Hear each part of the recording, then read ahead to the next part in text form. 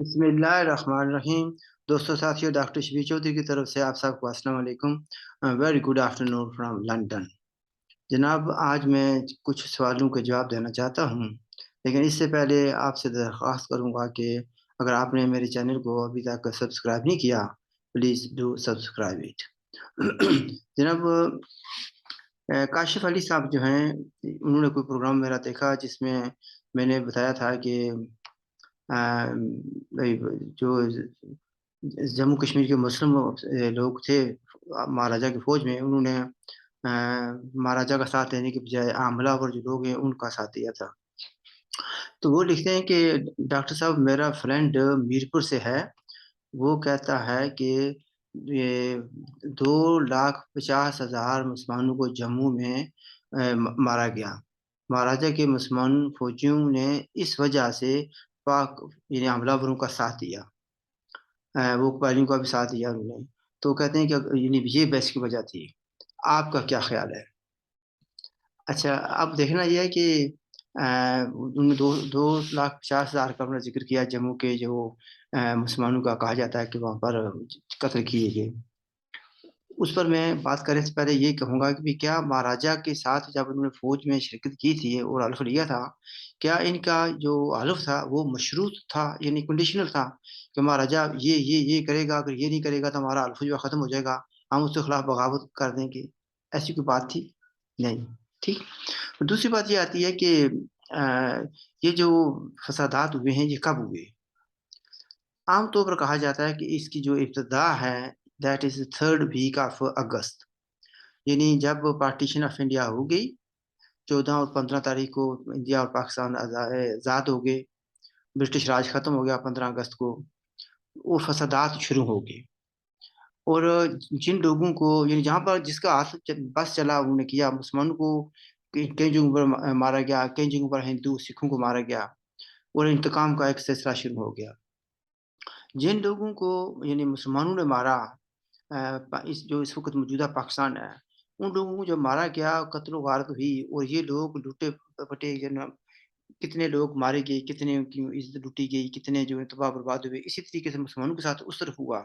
جب یہ لوگ یہاں سے تباہ و برباد حالت میں 3rd ویک میں جا کر پہنچے، یعنی سیالکوٹ کے ذریعے جموں پہنچے، تو جموں پر جب یہ جموں میں پہنچے تو لوگوں نے دیکھا، یعنی وہاں پر جو تھے ہندو یا سکھ تھے، زیادہ تر ہندو تھے، تو انہوں نے جب یہ دیکھا کہ یہاں پر ان لوگوں کے ساتھ ظلم کیا گیا، کس نے کیا؟ مسلمانوں نے کیا۔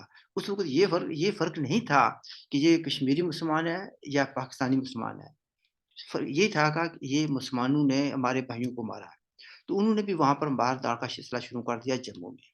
تو ایک بات یہ کر لیں کہ یہ that was as a result of what happen at the time of partition اور سون آفٹر دا پارٹیشن۔ تو یعنی اس وقت فسادات شروع ہو گئے تھے پورے انڈیا اور پاکستان میں، ٹھیک ہے۔ اچھا، پھر اس وقت اگر یہ مہاراجا کی فوجوں کے جو مسلمان تھے انہوں نے بغاوت کرنی تھی، مہاراجا کے حلف کی خلاف ورزی کرنی تھی، تو پھر 3rd ویک آف اگست کیوں نہیں کیا انہوں نے؟ 4th ویک آف اگست کیوں نہیں کیا؟ سپٹمبر میں کیوں نہیں کیا؟ پورے 4 ہفتے ہوتے ہیں، ہفتہ میں کیوں نہیں کیا؟ اکتوبر کے یعنی 22 اکتوبر سے پہلے کیوں نہیں کیا؟ کسی کے پاس جواب ہے اس کا؟ یعنی لوگوں کو کنفیوز کرنے کے لیے ہم کہانیاں جو ہے نا جی ایچ کیو کے لوگوں نے، اور جی ایچ کیو کے جو کارندے ہیں یا فٹ سولجرز ہیں جموں کشمیر کے لوگوں میں، وہ مختلف کہانیاں بیان کرتے ہیں، ٹھیک ہے۔ تو انہوں نے اس وقت تک نہیں کیا، اور فرض کیا اگر ایک بات مان لی جائے کہ یہ جو مسلمان فوجی تھے انہوں نے جو جموں میں ہوا اس کے نتیجے میں انہوں نے بغاوت کی اور پٹھانوں کا ساتھ دیا اور پاکستانی فوج کا ساتھ دیا، تو جو ظلم ہو رہا تھا یہ کہاں ہو رہا تھا؟ جموں میں۔ تو پھر ان فوجیوں کو اور جو حملہ ور تھے جو مہاراجا کے خلاف لڑ رہے تھے ان کو سیالکوٹ سے جموں، جہاں پر گڑھ پر تھی، جہاں پر مسلمانوں کو مارا جا رہا تھا، وہاں جاتے ہوئے موت پڑتی تھی، وہ ادھر کیوں نہیں گئے؟ جموں سے سیالکوٹ جو ہے نا وہ 30 میل کے لگ بھگ ہے، وہ وہاں سے جاتے تو مسلمانوں کی مدد کر سکتے تھے۔ اس کے برعکس انہوں نے کیا کیا؟ 22 اکتوبر کو حملہ کیا، کس جگہ سے کیا؟ مظفر آباد میں کیا۔ مظفر آباد میں مسلمانوں کی اکثریت تھی، اور جس اس علاقے کو وہ تباہ و برباد کرتے کہ وہ مسلمانوں کی اکثریت تھی۔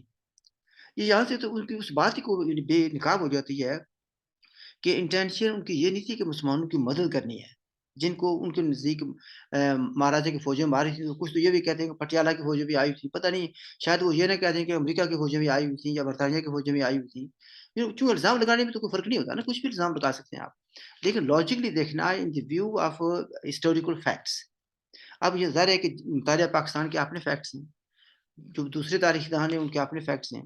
تو پھر دوسری بات یہ آتی ہے، فسادات کا بڑا جو ذکر کیا جاتا ہے وہ کہتے ہیں کہ 6 نومبر کا کہا جاتا ہے۔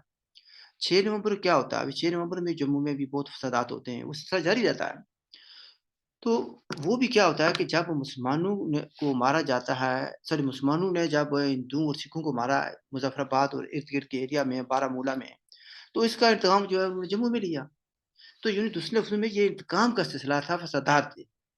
جموں میں فسادات ہوئے، فسادات میں لوگ مارے جاتے ہیں، بے گناہ زیادہ تر مارے جاتے ہیں، اور جو منارٹی میں ہوتے ہیں وہ مارے جاتے ہیں ہوتا ہے۔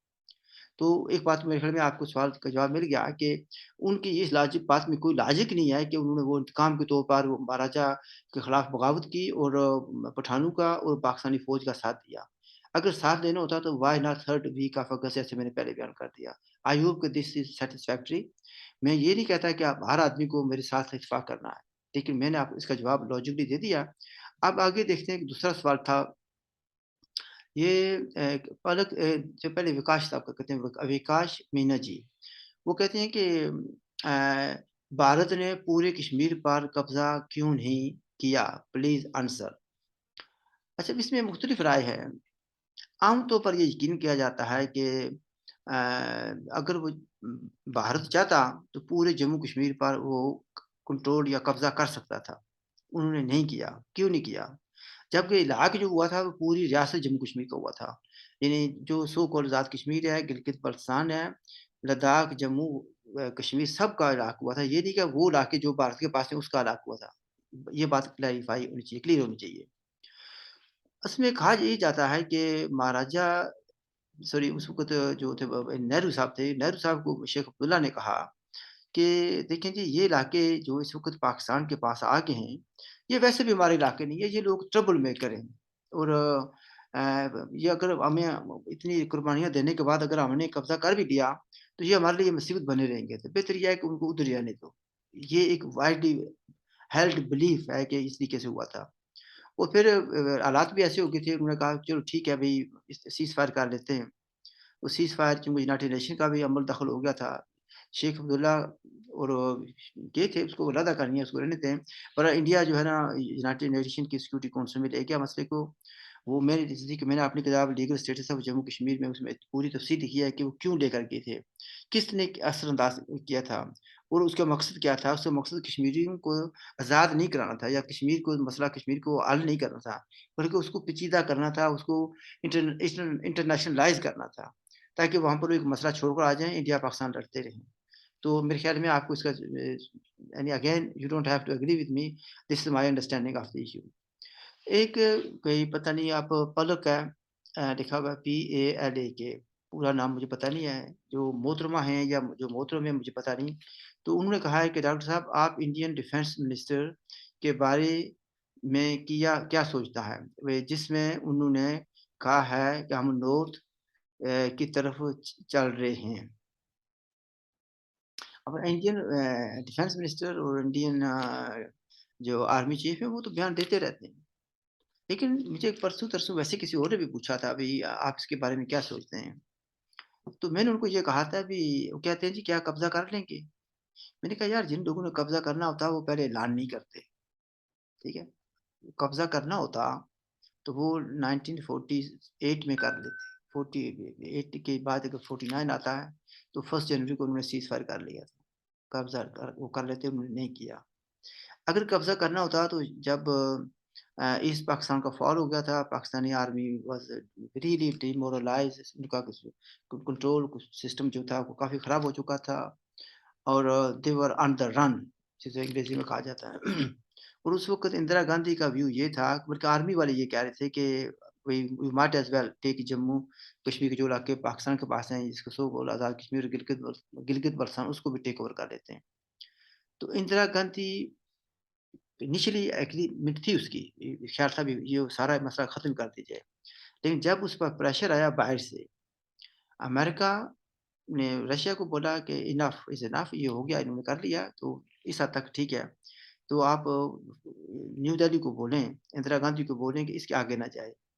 سو under the influence of international pressure Indira Gandhi decided not to go, not to take over. تو میں پھر یہی کہوں گا کہ اگر انہوں نے ٹیک اوور کرنا ہوتا تو اس وقت بھی 71 میں ٹیک اوور کر سکتے تھے، نہیں کیا.